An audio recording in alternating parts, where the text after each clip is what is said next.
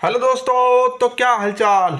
और मुझे आशा है कि आप ठीक होंगे और अपनी पढ़ाई को बेहतर बनाने के लिए इधर उधर घूम रहे होंगे। तो दोस्तों, मैं आपकी पढ़ाई को बेहतर बनाने के लिए इसी दिशा में क्लास 10 गणित में महत्वपूर्ण प्रश्न बताने जा रहा हूं, जो कि हर बार यूपी बोर्ड में आते हैं। दोस्तों, केवल यह प्रश्नावली कौन से हैं दोस्तों? एक्सरसाइज 1.3 से हैं। ठीक है दोस्तों, किसी में 1.3 होगा तो किसी में 1.2 होगा। मेरे पास पुरानी बुक है दोस्तों एनसीईआरटी की, जिसमें 1.3 है, लेकिन क्वेश्चन सेम है, क्वेश्चन कोई नहीं कटा। ठीक है दोस्तों, तो उस प्रश्नावली से पहले चैप्टर से वास्तविक संख्याओं से।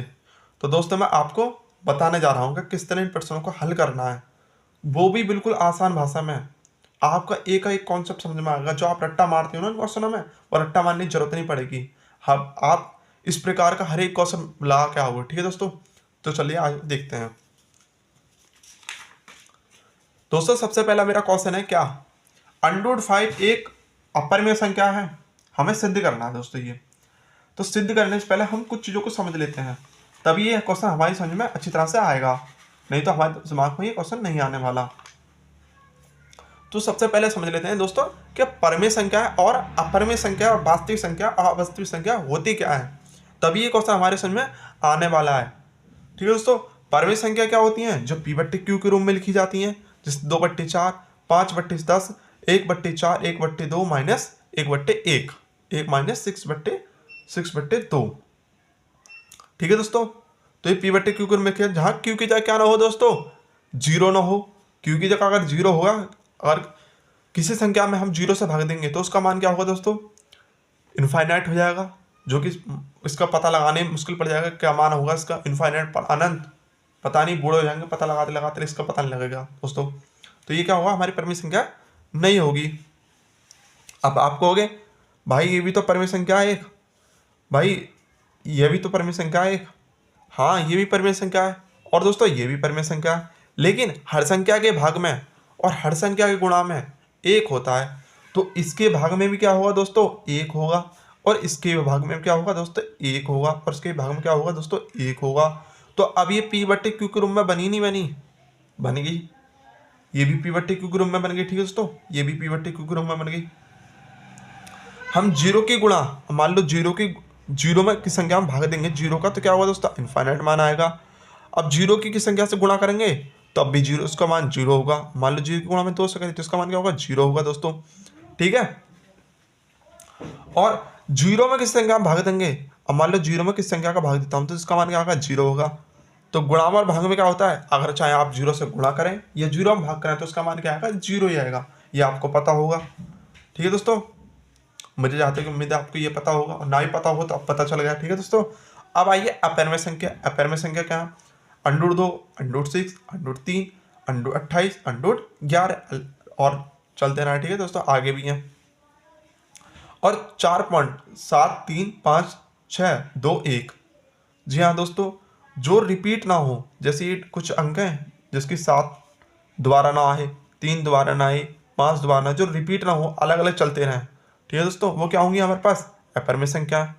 जो दोहराई ना जाए, पॉइंट के बाद जो दोहराई ना जाए, वो क्या होंगी? अपरिमेय संख्या। अब वास्तविक संख्या क्या है दोस्तों? जो वास्तविक संख्या होती है परिमेय संख्या और अपरिमेय संख्या। वास्तविक संख्या कौन कौन आती है? परिमेय और अपरिमेय आती हैं। ठीक है दोस्तों, और आपको ज़्यादा ही डाउट है कि मेरे समझ में, मेरे को ये भी नहीं आता प्राकृत संख्या, तो प्राकृत संख्या क्या होती है, पूर्ण संख्या क्या होती है, और पूर्णांक क्या होते हैं। तो दोस्तों, मैं अपने चैनल पर शॉर्ट वीडियो में एक नोट्स डाल रखा है, तो उसको आप देख लीजिएगा, आपका सारा डाउट क्लियर हो जाएगा। ठीक है दोस्तों, और इसके बाद क्या होती है दोस्तों? अवास्तविक संख्या। अवास्तविक संख्या होती है √2, -√2, -√6, -√3। ठीक है, ये होती है अवास्तविक संख्या। ना तो ये वास्तविक होती है, ये होती है अवास्तविक। ये क्या होती है? ना वास्तविक होती है, और ना ही ना ये दोस्तों अपरिमेय होती है, ना ये परिमेय होती है। ये होती है अवास्तविक, बदल की काल्पनिक संख्या है, जो आपको 11th में पढ़ने को मिलेंगी।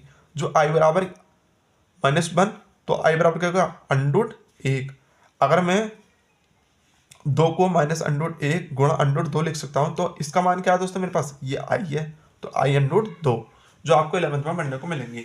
ना ये वास्तविक है, ना ये अपरिमेय है, ना अपरिमेय। आप कभी को आपसे पूछने लगा है, आपके मतलब कि बहुविकल्प में आ जाए, इसमें से बताइए वास्तविक संख्या कौन सी, अपरिमेय संख्या कौन सी है। आपने देखा भैया इस पर 100 लग रहा है, यहाँ तो √2 है, यहाँ तो -√2, तो ये भी तो हो सकती है। नहीं भाई साहब, ये गलत हो जाएगा, आप ऐसा करने की कोशिश मत करना, ये गलत हो जाएगा आपका। ये अपरिमेय संख्या नहीं है, ये काल्पनिक संख्या है। ठीक है दोस्तों, ये अवस्थित संख्या है।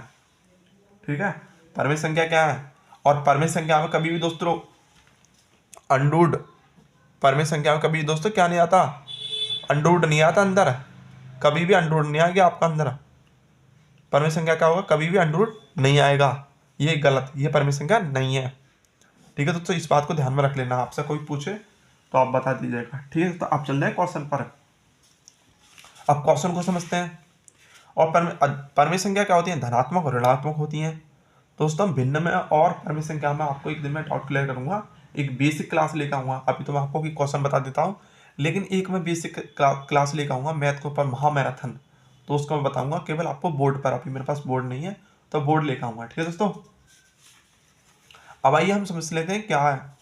अगर मान लो दोस्तों हमें इस प्रकार का क्वेश्चन दे था कि सिद्ध कीजिए कि √5 एक अपरिमेय संख्या है, तो सबसे पहले हमें करना क्या होगा?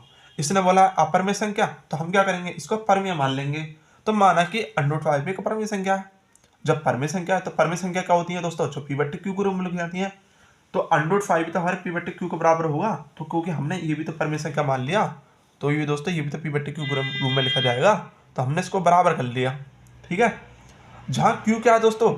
≠0, जहाँ q की जगह कभी 0 ना आए, क्योंकि q के बराबर 0 नहीं आ सकता, बराबर में q की जगह कभी 0 नहीं आ सकता। अगर 0 आ गया तो परिमेय संख्या नहीं है। ठीक है, मुझे जहाँ तक लग रहा है आपको ये डाउट क्लियर आपके हो रहे होंगे। अब दोस्तों जहाँ p और q क्या है? एक पूर्णांक है। जहाँ ऋणात्मक p और q क्या है? ऋणात्मक भी हो सकते हैं, धनात्मक भी हो सकते हैं। पूर्णांक क्या होते हैं?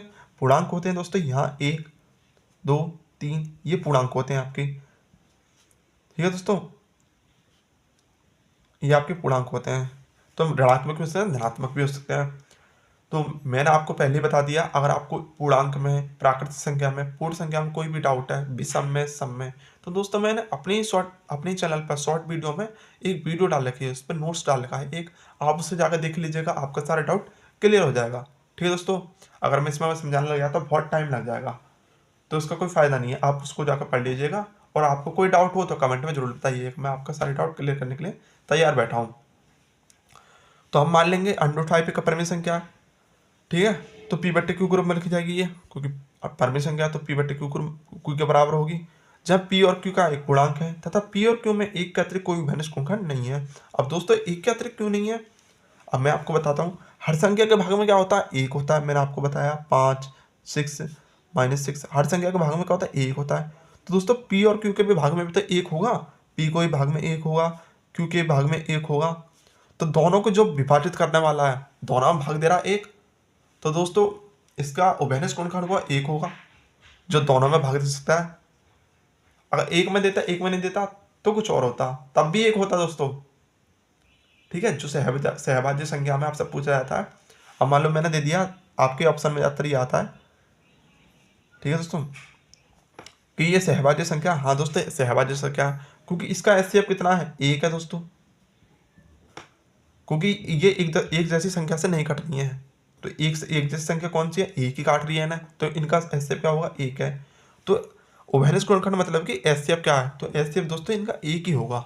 ठीक है, अब आगे चलते हैं। अब मैं दोस्तों क्या करता हूँ, इनकी त्रिज्या गुणा कर देता हूँ। q बराबर √5, p बराबर p। हम इनका करेंगे दोनों तरफ वर्ग करने पर। अब दोनों तरफ वर्ग कर देंगे तो इसका क्या होगा? वर्ग, इसका वर्ग होगा दोस्तों। अगर q √5 का वर्ग करेंगे तो q² और √5, तो स्क्वायर से क्या कर जाएगा? √5 कट जाएगा। अगर आपको यहाँ भी समझ में ना रहा हो √5 में से 5 कैसे कट कर, तो दोस्तों कैसे? √5 गुणा √5, √5 को ऐसे लिखेंगे, हम ऐसे भी लिख सकते हैं इसको और ऐसे भी लिख सकते हैं। तो इसका वर्गमूल कितना आएगा? 5 आएगा। इसलिए मैंने दोस्तों इसको काट दिया, स्क्वायर से इसको काट देते हैं। आप शॉर्ट के लिए कर सकते हैं ऐसा। तो q² गुणा 5 बराबर p², हम इसको समीकरण 1 मान लेते हैं। अब दोस्तों आपने देखा होगा कि q के स्क्वायर में q² गुणा 5 और बराबर p, तो q² के गुणा में कौन है? 5 है। तो p² कहाँ चला जाएगा? वो भाग में चला जाएगा। जैसे दोस्तों मान लो कोई चीज़ अब ये q² के गुणा में है, तो कहाँ चलेगा? p² भाग में चला जाएगा। अगर हम दोबारा फिर से ऐसा करेंगे तो फिर ये ऐसा आ जाएगा 5 q², पी स्क्वायर, तो ये कहाँ चला जाएगा, इसका भाग में चला जाएगा। तो मैं हाल होगा दोस्तों। अतः 5 पी स्क्वायर को विभाजित करता है। ठीक है, तो जब पी स्क्वायर के भाग में जा रहा है तो पी स्क्वायर को भाग देगा नहीं देगा दोस्तों, ये देगा, बिल्कुल देगा। इसलिए 5 पी को भी विभाजित करेगा। जब पी स्क्वायर को विभाजित करेगा तो 5 पी को भी विभाजित करेगा। मान लो अब मेरा पी की जगह 5 है, 5 गुणा 5 ये पी स्क्वायर होगा। ठीक है दोस्तों, तो पी को भी तो विभाजित करा, 25 5 बार चलेगा। अब मान लो मैंने पी ले लिया, केवल मेरा 5 पी ले लिया, मैंने पी की जगह 5 ले लिया, और तो 5 से भाग दूंगा, 5 अगर 5, तब भी तो पी को भी तो विभाजित कर रहा है। ठीक है दोस्तों, अब आइए, माना पी बराबर क्या है दोस्तों, हम पी बराबर कुछ भी मान सकते हैं अपने से, 5k मान सकते हैं, 5b मान सकते हैं, 5 6 मान सकते हैं, 5d मान सकते हैं, कुछ ही मान सकते हैं। तो k जहाँ p का है एक पूर्णांक है, तो p का मान समीकरण 1 में रखने पर, अब p को हम किस तरह लिख सकते हैं दोस्तों, हम p को इस तरह लिख सकते हैं, पी स्क्वायर को हम इस तरह भी लिख सकते हैं, और दोस्तों पी स्क्वायर को हम इस तरह भी लिख सकते हैं।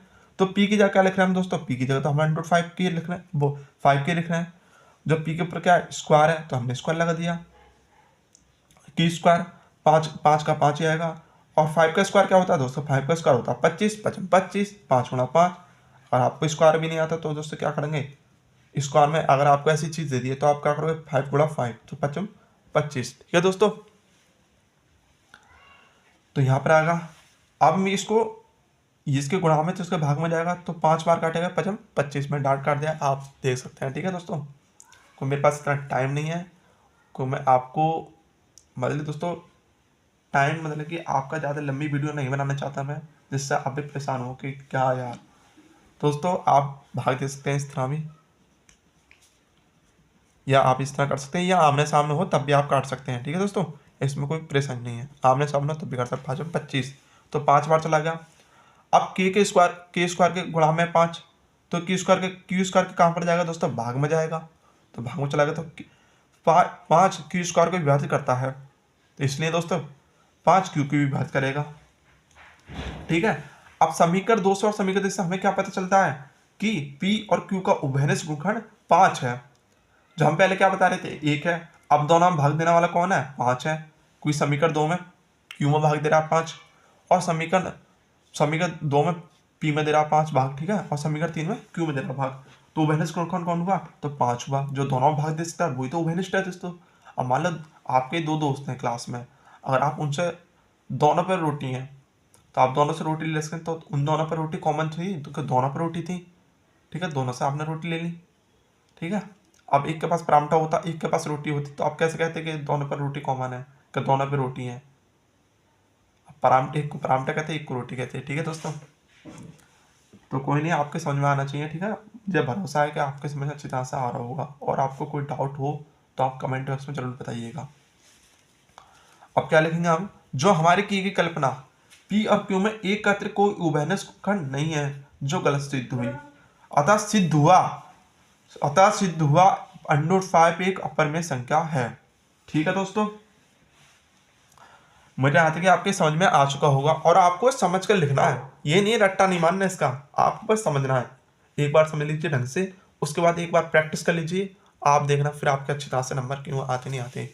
आपको भरोसा ना हो कि ये बोर्ड एग्जाम में आते नहीं है वैसे ही बहका रहे हो, तो दोस्तों मैं आपको सीधा सीधा सबूत दिखाता हूँ, मैं बकवास नहीं करता दोस्तों, सीधा आपको सबूत ही दिखाता हूँ। देखिए दोस्तों, √3 एक अपरिमेय संख्या है, बताइए। तो दोस्तों क्या बार आया, ये 2019 में आया। देखो दोस्तों, ठीक है, ये मेरे पास अनसोल्ड पेपर है, जिसमें यूपी बोर्ड के 7 पेपर होते हैं। ठीक है दोस्तों, इसमें दिखा रहा 2019 में कहाँ आया, ये 2019 में √3 आया। फिर इसके बाद लगातार आई है, फिर मैं आपको और भी दिखाता हूँ। देखो दोस्तों, ये भी आया, तो ये भी इस प्रकार का भी क्वेश्चन मैं आपको कराऊंगा अभी। ठीक है दोस्तों, ये भी देखिए 2019 में आया, और 2020 में भी आपको दिखाता हूँ दोस्तों। ठीक है दोस्तों, ये 2020 में, ये आपका 2020 में। ठीक है दोस्तों, 2020 में भी आया। ठीक है दोस्तों, ठीक है, तो आप घबराइएगा मत कि मैं गलत पढ़ा रहा हूँ दोस्तों, मैं गलती नहीं पढ़ा, आपको वीडियो में दोस्त नहीं बोलता, केवल दिल से दोस्त मानता हूँ। आपको दिल से अपना छोटा बड़ा भाई जो भी हो, आप छोटा भाई बहन आपका मानता हूँ। दोस्तों आप ये मत सोचना कि नहीं भाई हमें गलत पढ़ाया, गलत नहीं पढ़ाऊंगा दोस्तों, बिल्कुल सच अच्छा पढ़ाऊंगा, और आपके समझ में जब भरोसा आ रहा होगा। ठीक है दोस्तों, और आपको कोई भी परेशानी हो तो मैं अपना व्हाट्सअप नंबर दे दूंगा, आप कमेंट में मुझे बता दीजिएगा, तो उसमें आपको पर्सनली भी समझाऊंगा। ठीक है दोस्तों, कोई भी प्रश्नावली या किसी भी मैथ के सवाल में आपको कोई भी परेशानी है, अनसोल्ड का आप अनसोल्ड में कोई भी क्वेश्चन है जो आपको सॉल्व नहीं हो रहा, तो आप मुझे प्लीज़ भेजिएगा, मैं आपको सॉल्व करके भेजूंगा। ठीक है दोस्तों, और आपको समझाऊंगा भी। ठीक है, तो दोस्तों आइए आगे चलते हैं। अब मान लो इस प्रकार का क्वेश्चन आ जाता है कि 1/√2 सिद्ध कीजिए कि एक अपरिमेय संख्या है। तो दोस्तों मैंने सबसे पहले क्या बताया, आप इसका अपरिमेय क्या मानेंगे, आप परमेय मान लेंगे। जब भी आपको ऐसा क्वेश्चन आए अपरिमेय सिद्ध करने को बोले तो आप परमेय पहले मान लेंगे, परमेय माना अंडरूट 1/2 क्या एक परमेय संख्या। अब परमेय संख्या क्या होती है, जो P/Q के रूप में लिखी जाती है। जब हमने इसे एक परमेय संख्या मान लिया तो ये भी तो P/Q के रूप में लिखी जाएगी, तो बराबर होगा। ठीक है दोस्तों, जो P/Q के रूप में लिखी जा सकती है वही तो परमेय संख्या, वही तो परमेय संख्या है। जहाँ P और Q एक पूर्णांक है तथा P तथा Q में एक के अतिरिक्त कोई उभयनिष्ठ गुणनखंड नहीं है। जी हाँ दोस्तों, नहीं है। मैं आपको पहले वीडियो में बता दिया है कि हर किसी संख्या के भाग में क्या होता है, एक होता है। हर किसी संख्या गुणा में क्या होता है, एक होता है। तो इसी तरह P के भाग में एक होगा और Q के भाग में एक होगा, तो जो दोनों को भाग दे रहा है वही तो उभयनिष्ठ गुणनखंड होगा। तो कौन देगा दोनों को भाग, एक देगा। कोई हर संख्या के भाग में क्या होता है, एक होता है। ठीक है दोस्तों, तो उभयनिष्ठ गुणनखंड कौन होगा, एक हुआ। उभयनिष्ठ माने कॉमन, कॉमन दोनों में एक ही तो है, जो दोनों को भाग दे रहा है वही तो कॉमन है, वही तो उभयनिष्ठ है। ठीक है दोस्तों, अब क्या करेंगे हम, यहाँ पर हमने 1/√2 P/Q, यहाँ पर हमने इसकी त्रिज्या गुणा कर ली, तो मैंने P/√2 यहाँ इसकी गुणा करी, तो P/√2 यहाँ लिख लिया, Q मैंने यहाँ लिख दिया। ठीक है दोस्तों, या आप इसे ऐसे भी लिख सकते हैं, Q बराबर P/√2। ठीक है, अब इसके बाद हम क्या करते हैं, जब भी हम अंडर को हटाने के लिए क्या करेंगे, हम स्क्वायर करेंगे दोस्तों। ठीक है, इस बात का आप ध्यान रखना, अंडर को हटाने के लिए हम स्क्वायर करेंगे, दोनों तरफ वर्ग करने पर।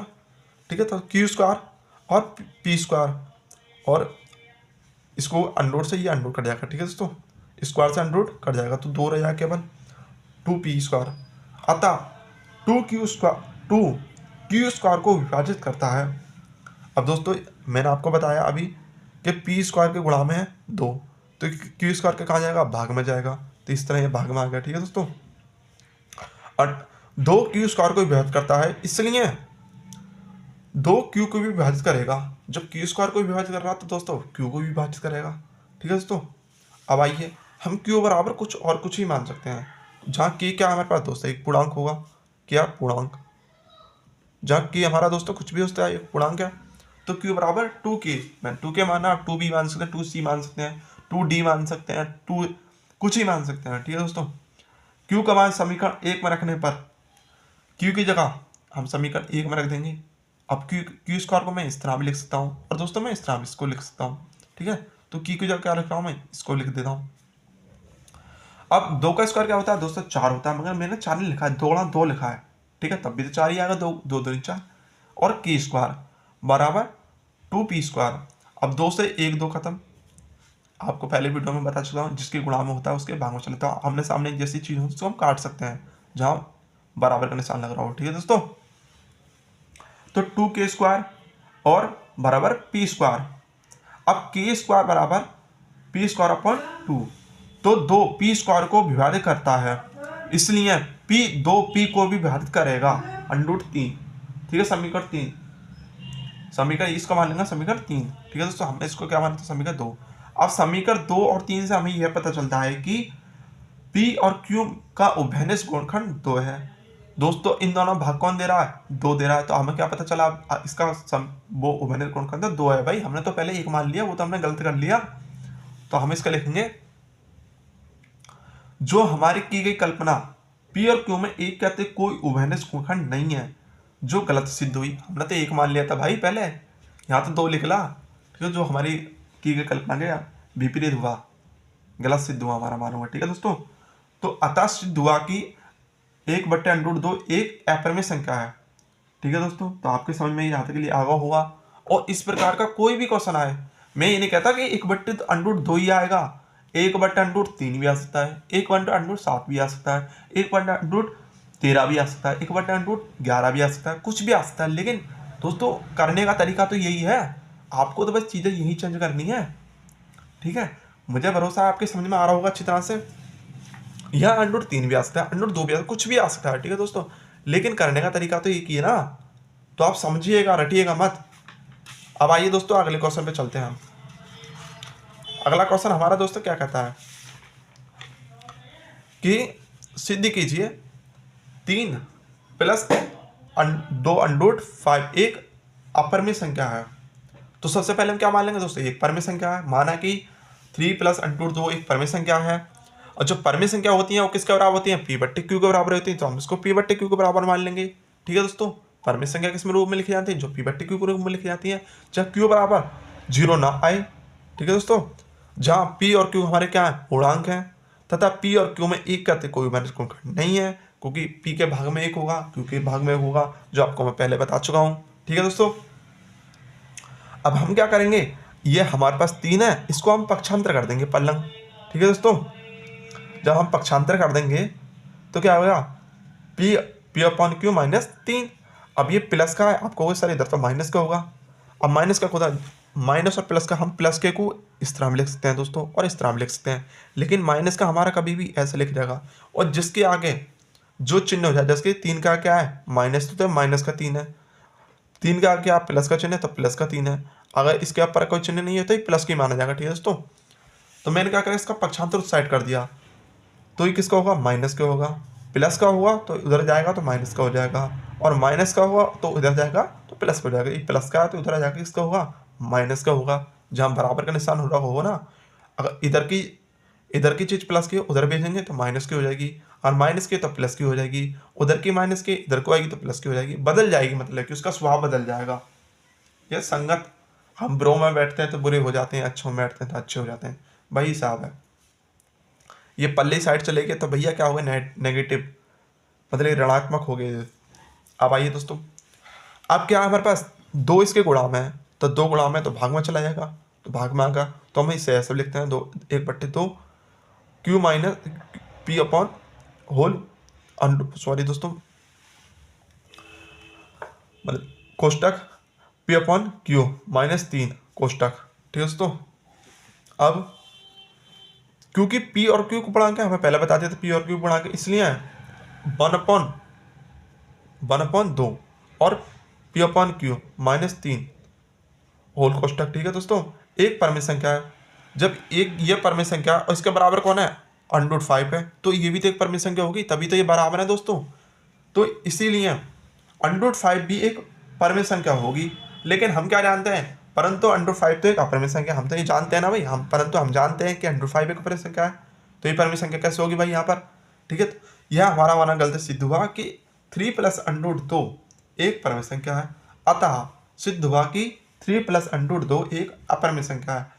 अपरिमेय संख्या क्या होते हैं दोस्तों, अब मान लो अपरिमेय संख्या में कुछ भी जोड़ता हूँ, मान लो दोस्तों मेरी ये अपरिमेय संख्या है, अगर मैं इसमें कुछ भी जोड़ूँ, या दोस्तों कुछ भी, सॉरी यहाँ पर ये मेरे पास अपरिमेय संख्या है दोस्तों, अपरिमेय संख्या गुणा में मैं कुछ भी लिख दूँ, ठीक है दोस्तों, ठीक है, तब भी क्या होगी, अपरिमेय संख्या होगी। अपरिमेय संख्या में कुछ भी जोड़ दूँ तब भी अपरिमेय होगी, अपरिमेय संख्या में कुछ भी घटा दूँ तब भी अपरिमेय होगी, ठीक है दोस्तों। और अपरिमेय संख्या के भाग में मान लो मैंने अपरिमेय संख्या से भाग दिया तो दोस्तों ये परिमेय बनेगी, लेकिन परिमेय से दोस्तों आप कभी भी देखो भाग में और गुणा में क्या रूल चलता है, जब भी हम अपरिमेय की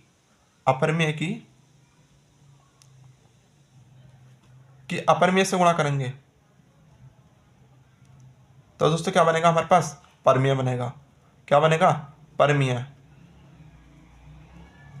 तो क्या बनेगा दोस्तों, हमारे पास परिमेय संख्या बनेगा इस तरह भाग में। अब आपको भी हम इसका मतलब क्या जी, हाँ दोस्तों, तो बनेगा परिमेय। इसी तरह भाग में, अगर भाग में अपरिमेय में भाग देंगे अपरिमेय का, अपरिमेय भाग देंगे क्या दोस्तों, अपरिमेय का, तब भी क्या बनेगा दोस्तों, परिमेय बनेगा, ठीक है दोस्तों, तब भी क्या बनेगा, आपका परिमेय बनेगा, ठीक है। लेकिन जोड़ में और गुणा में, जोड़ और घटाने में ये कॉन्सेप्ट लिया, जोड़ में किसी अपरिमेय संख्या में जोड़ेंगे तो अपरिमेय रहेगी वो, अगर भाग में हम क्या करेंगे किसी अपरिमेय संख्या से अपरिमेय में, हाँ दोस्तों यहाँ पर गुणा में गलती हो गई, सॉरी, यह अपरिमेय बन सकता है और परमेय बन सकता है। ठीक है दोस्तों, जैसे कि 2 अंडर 3 परमेय बन सकता है और अपरिमेय बन सकता है। ठीक है दोस्तों, अपरिमेय में भी, अपरिमेय में दोनों हो सकता है, लेकिन भाग में क्या होगा, परमेय बनेगी केवल। ठीक है, गुणा में हो सकता है, परमेय बन सकती है और अपरिमेय बन सकती है। ठीक है, अब आगे बढ़ते हैं। ठीक है दोस्तों, यहाँ पर तो ये हमारा माना हुआ गलत हुआ, ये क्या अंडर 5 भी कॉम्प्लेक्स में, और ये भी क्या अपरिमेय संख्या हमने सिद्ध कर दिया। अब आइए आगे आपको बढ़ते हैं। सिद्ध कीजिए 7 अंडर 5 एक अपरिमेय संख्या है। तो इसको अपरिमेय संख्या कैसे, पहले हम परमेय संख्या मान लेंगे दोस्तों। इसको सबसे पहले हम क्या करना है, परमेय संख्या मान लेना है। मान लेना आंख बीच का अपरिमेय बोले, अपरिमेय सिद्ध करना है, तब परमेय मान लेना है। ठीक है दोस्तों, तो हम परमेय, परमेय किस में लिखी जाती है, पी बट्टी क्यू के रूप में। तो ये भी तो पी बट्टी के रूप में लिखी जाएंगी। ठीक है दोस्तों, ये भी तो पी बट्टी क्यू के रूप में लिखी, तो हमने इसको पी बट्टी क्यू के रूप में लिख दिया, जो कि पी बट्टी क्यू के बराबर वो होगा। जब परमेय संख्या पी बट्टी क्यू के रूप में लिखी जाती है, तो ये भी तो पी बट्टी क्यू के बराबर होंगी। जब पी और क्यू क्या है, पूर्णांक है, तथा पी और क्यू में एक का कोई उभयनिष्ठ गुणनखंड नहीं है, जो मैं आपको पहले बता चुका हूं। अब अंडर 5 के गुणा में 7, तो कहाँ जाएगा, इसके भाग में जाएगा। तो दोस्तों भाग में जाएगा, तो ये भी तो इसके भाग में है, ये भी तो इस तरह लिखा है क्यों, तो इसके भाग में जाएगा, तो यहाँ भी तो 7 हो जाएगा। ठीक है दोस्तों, तो यहाँ भी ये 7 हो गया। तो P/7 क्यू, क्योंकि P और Q पूर्णांक है, इसलिए P/7 क्यू एक परमेय संख्या है। जब एक ये परमेय संख्या है, तो ये किसके बराबर है, अंडर 5 के, तो ये भी तो एक परमेय संख्या होनी चाहिए इस हिसाब से। तो इसलिए क्या, अंडर 5 भी परमेय संख्या होगी। हमने सिर्फ होगी, हो सकती है, होगी, लेकिन हम क्या जानते हैं, परंतु हम जानते हैं कि अंडर 5 एक अपरिमेय संख्या है। यह हमारा यहाँ गलत सिद्ध हुआ कि अंडर 7 अंडर एक परमेय संख्या है, अतः सिद्ध हुआ कि 7 अंडर एक अपरिमेय संख्या है। ठीक है दोस्तों, तो आपकी समझ में आ गया होगा, मुझे आते के लिए भरोसा है। कुछ दोस्तों वीडियो लंबी होती जा रही है, जिसकी वजह से आपको प्रॉब्लम नहीं हो रही हो, तो दोस्तों पूरा वीडियो कंप्लीट कीजिए। अब मैं आपको एक और क्वेश्चन दिखाता हूँ, वो भी बिल्कुल आसान है। ठीक है दोस्तों, केवल उसमें क्या, अगर दोस्तों माइनस आ जाए, तो मैंने आपको कॉन्सेप्ट बता दिया है कि आप करना क्या है। माइनस आया तो प्लस का है तो माइनस हो जाएगा। अगर मान लो इस तरह माइनस आ गया, तो हमने पी बट्टी क्यू के रूप में बना लिया इसको। अब हमें यह पक्षांतर करना है, तो आप क्या सोचोगे सर, कि हम इसको पक्षांतर कर देंगे उस साइड, -√2 P/Q -3। ठीक है दोस्तों, पक्षांतर कर देंगे, तो इसको हम लिख देंगे इस तरह। इसी तरह करना, माइनस आ रहा तो इस तरह करना, प्लस आ रहा तो इस तरह करना। तो एक ही कॉन्सेप्ट आप समझिएगा, सिर्फ रटिएगा मत। ठीक है दोस्तों, अब मैं आपको लास्ट क्वेश्चन बताता हूँ बस, इसके बाद वीडियो समाप्त करते हैं। सिद्ध की जगह 6 + √2 एक अपरिमेय संख्या है। दोस्तों ये तो बिल्कुल इसी क्वेश्चन पे आधारित है। बेस यहाँ क्या आ गया था, 2 आ गया था, लेकिन यहाँ 2 नहीं है, यहाँ कुछ और है। यहाँ 2 आ गया था, यहाँ √5 है, यहाँ 2 है। तो क्या 6 + √2 एक परमेय संख्या है, जो पी बट्टी क्यू के रूप में हम लिखी जाएंगे। जो यह हमने परमेय संख्या मानी है, तो परमेय संख्या किस लिए, पी बट्टी क्यू के रूप में लिखेंगे। मैंने आपको पहले बता दिया, जहाँ क्यू की जगह 0 नहीं आ सकता, जहाँ पी और क्यू पूर्णांक है, तथा पी और क्यू में एक के अतिरिक्त कोई उभयनिष्ठ गुणनखंड नहीं है, जो आपको मैं पहले बता चुका हूँ। ठीक है दोस्तों, पी और क्यू में पी और क्यू में क्या होगा, एक ही तो होगा भाग में, और क्यू के भाग में एक होता, दोनों ही तो भाग, दोनों को भाग कौन दे रहा, हमारा एक दे रहा, तो उभयनिष्ठ गुणनखंड कौन हुआ, एक ही तो हुआ। हमने ये मान लिया अभी दोस्तों। ठीक है, इस हिसाब से हमने ये मान लिया, जिस हिसाब से हमारे पास ये बनना है, इस हिसाब से हमने इसको मान रखा है। आगे देखता हूँ होता क्या, जहाँ 6 + √2 P/Q, अब ये प्लस का है, तो इधर किसका हो जाएगा, माइनस का हो जाएगा। मैंने आपको पहले बता दिया, क्योंकि पी और क्यू पूर्णांक है, इसलिए कोष्टक P/Q -6 कोष्टक एक परमेय संख्या है। जब एक ये परमेय संख्या है, तो ये भी तो परमेय संख्या होगी, क्योंकि ये इसके बराबर है। बराबर कब होंगी, जब दोनों चीज़ें एक जैसी होंगी तभी तो बराबर होंगी। जब दोनों चीज़ें एक बराबर की होंगी तभी तो बराबर मानी जाएंगी, तो ये भी तो परमेय संख्या मानी जाएगी दोस्तों। इसलिए √2 भी एक परमेय संख्या होगी। परंतु हम क्या जानते हैं, हम जानते हैं √2 एक अपरिमेय संख्या है। यह हमारा माना गलत सिद्ध हुआ। 6 + √2 एक परमेय संख्या है, अतः सिद्ध हुआ कि 6 + √2 एक अपरिमेय संख्या है। दोस्तों अगर आपको वीडियो अच्छी लगी हो और आपको किसी भी प्रश्न में डाउट हो रहा हो, तो दोस्तों मुझे बताइएगा। और वीडियो आपको अच्छी लगी हो तो दोस्तों वीडियो कीजिए लाइक, क्योंकि दोस्तों आपका भरोसा ही हमारी जीत है, और आप ही हमारा साहस बढ़ाएंगे इस प्रकार, जिससे हम आपके लिए और दुगनी मेहनत से काम करेंगे। ठीक है दोस्तों, कर तो रहे हैं अब भी, लेकिन हमारे थोड़ा सा साहस बढ़ा दीजिए दोस्तों, एक लाइक से कुछ नहीं होता दोस्तों। और चैनल को कर लीजिए सब्सक्राइब अगर आपको वीडियो पसंद आई हो तो, और आपको ऐसी वीडियो देखने में इंटरेस्ट है तो दोस्तों, ठीक है। क्योंकि मैं दोस्तों इंग्लिश और मैथ की दोनों की वीडियो आपको संग लेकर चल रहा हूँ, ठीक है। और कमेंट में बताइएगा दोस्तों कोई आपका डाउट तो नहीं बचा, और आपका किसी भी प्रश्नावली में या इंग्लिश में किसी चैप्टर में आपका डाउट है वो याद नहीं हो रहा, तो दोस्तों मैं उसके भी शॉर्ट नोट्स आपको डालूंगा, ठीक है। तो मुझे कमेंट में बताइएगा वीडियो कैसी लगी और कितनी आपके लिए मददगार साबित हुई। इसके साथ धन्यवाद। जय भारत, जय हिंद।